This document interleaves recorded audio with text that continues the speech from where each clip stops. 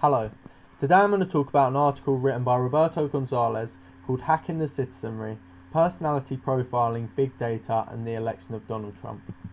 During the 2016 US presidential election, Donald Trump spent half as much money as Hillary Clinton did on TV advertising, but 3 times as much on digital advertising.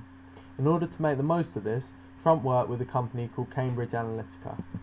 Cambridge Analytica work with what is known as big data. This refers to large amounts of information sourced from the internet that can be searched and used to create algorithms. They claim to have collected up to 5,000 pieces of data on over 220 million Americans during the election. This data can be anything from the pages you view on Facebook, the films you watch, and the purchases you make. It's then used to create algorithms that categorize like-minded people. This helped pinpoint 20 million persuadable voters in key swing states where elections are often won and lost. Using this approach reduced the amount of wasted views on adverts. The large amount of data collected on individuals means that they can ensure that advertisements are only shown to their defined target audience, unlike TV adverts where there is much less opportunity to control who sees them. This meant that Trump's campaign was more efficient and that his message could be adapted according to its audience. One of the key aspects of big data is personality profiling.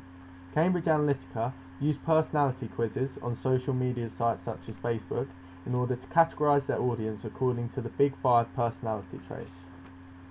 This data was then used not only to categorize people, but also to predict others that fit into the category. For example, if 1,000 people all listen to the same 10 bands, it's fair to suggest that a person that listens to 9 of those bands will like the 10th. This allowed them to tailor their campaign to each voter, adapting their message to appeal to or potentially exploit traits they have associated with a person. This is controversial, as the public were widely unaware their data was being collected and used to manipulate their decision making, although it was completely legal.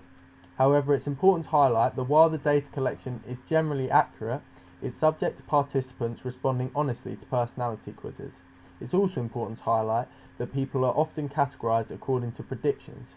This means that it's an effective way of identifying trends, but not concrete facts. Thank you for listening.